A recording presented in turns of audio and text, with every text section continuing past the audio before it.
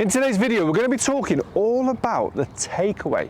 One of the most common takeaways that I see is when the club goes too much around the inside of the body. Now we see two things: the club head gets stuck behind as well, but also this lead forearm, well obviously the trail forearm as well, they both roll away from the target. So if I demonstrated that one, we get the club working inside, rolling, face opening. Although I've hit it really nice, in fact, the ball has just gone 20 yards right of target. It's gone super high and it's gone short of the green. So if this sounds a little bit like your golf swing where you think, I hit the ball all right, but I don't hit the ball very far, this video could be really big help for you. I'm also going to be showing you some of the data from my good friends at Hackmotion. What this is showing is how my wrist angles are actually moving during the golf swing. The key to this is understanding how much rotation we have in the arm and how much wrist hinge we have, or how much flexion and extension we have during the golf swing. A lot of golfers will ask me on 3 separate styles of questions: how much hinge do we need? How much bowing or cupping do we need? And should my arms really rotate? So this gives you all 3 data points for your golf swing, which I guarantee will make you understand a lot more about what you're doing wrong. So to dissect a little bit into that previous shot, as you can see from that first golf shot, what's really important to notice is how much my numbers have changed throughout the golf swing. Now, obviously we expect it to happen to an extent, but the huge change for me there is how much more extension I had in my wrist. So for other golfers watching, if you're not overly familiar with too much of the technical terms, I basically cupped my wrist on the way back. Now if I cup my wrist on the way up, watch that club face. See that? So a lot of golfers call that a hinge.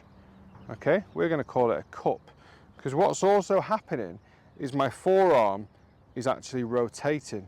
So I'm now creating more deviation, more radial deviation in this forearm.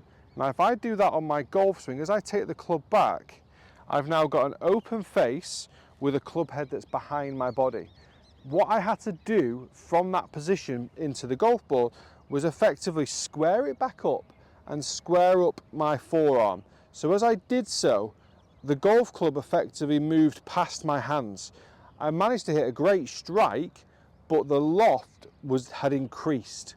So that is why from this distance I was short of my target. I hit the ball high and to the right hand side. Now in terms of a takeaway position, I think we all know I don't want to be in there. I don't want an open inside takeaway position, okay? So what I'm going to look at, we're going to look at these numbers from the address position, and I'm going to try and get the club face now closed and more neutral. So if I hit a shot from that position, we'll come back and talk through the numbers in a second. If I hit a shot from that position, totally different ball flight. Lower, more, well, about 6 foot from the flag. That's great. Totally different numbers. From my address position, I actually then created less extension than the previous shot. On the previous shot, well, we went from 26 to 26, increased it to 32 at the top. Now we went from 27 to almost the same address position and decreased it to 20. So I had less extension. Now, extension is an interesting one because it depends on your grip. If you've got a super weak grip in your left hand, you'll see there the flex is -11. If I show myself 2 knuckles, I've already got what we would call a cupped position, which is +21. Well, it's 27 on mine. But on that particular shot, I managed to reduce a little bit of the flexion. In terms of my address position, I managed to then create a minimal rotation in the forearm whilst maintaining a better wrist angle in the takeaway. So I managed to get the golf club more into that position on the takeaway. I was more there, so I had a lot less rotation of the forearm, because the previous one I was more like this. So there's a huge difference on the takeaway positions, which led to totally different ball flights. What we're able to do using the app is actually set some parameters. So if we look at shot 1, I went from positive to +26 to +20, +32.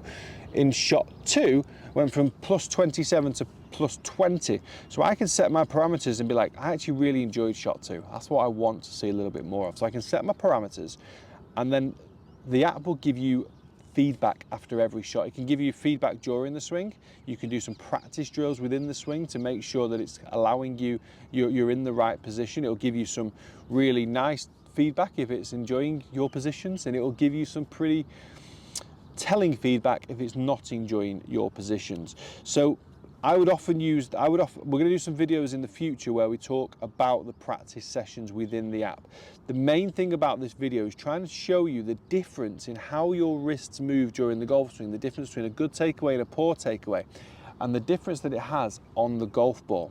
Throughout the data as well that we're seeing, we also get the rate of rotation, and we also get the timing of the swing. Again, these are all parameters we're going to talk about in the future. Some really, really interesting numbers that come from the Hackmotion. Today's video is all about that takeaway though, so hopefully this has helped. Hopefully you're able to see the difference in the numbers, the changes. I'm also you're able to use the avatar to start to learn a little bit more about how those numbers change, how the extension and flexion work along with the ulnar and the radial deviation to move you into certain numbers. Loads more content coming on Hackmotion, so stay tuned. Guys, if you enjoyed the video, hit the like, hit the subscribe, and I will see you next time. Guys, it's very important to stress that today's video is being filmed on 1 hour's sleep.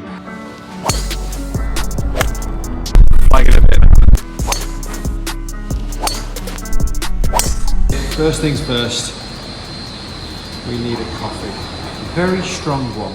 Guys, welcome down to Breaking Par. This is the first of the year, and I'm really excited to be back in Dubai. And I'll be honest with you, I'm pretty tired. I landed about 2 hours ago. We're teeing off, we're first out, 6:50 a.m. I got into my hotel at 4 a.m. this morning. So let's see how I play. And also, I haven't actually hit a golf shot since last time I was in Dubai about 6 weeks ago. The UK weather is not the one in the winter. I'm going to be playing it off the tournament tee. So the DP World Tour Championship was here 6 weeks ago. Course I know is always in incredible condition. Let's see what I can shoot for 18 holes. Honestly, give me a 79 now.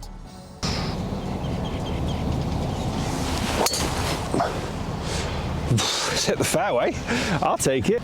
That is, there's a left bunker. It's probably just moving to the right of it now. I think that's slap bang in the middle.